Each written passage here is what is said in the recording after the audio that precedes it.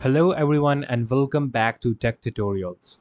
In this video, I will show you that how to fix your Windows system is too outdated.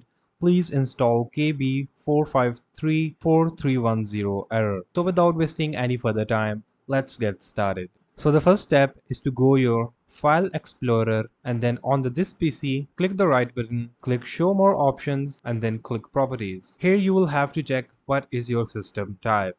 My system type is 64 bits and your system type can also be 32 bits. After you have checked that, go to any browser that you use and then here you will have to type Microsoft Catalog Update and then hit enter. Now go to Microsoft Update Catalog and then here search Windows 11.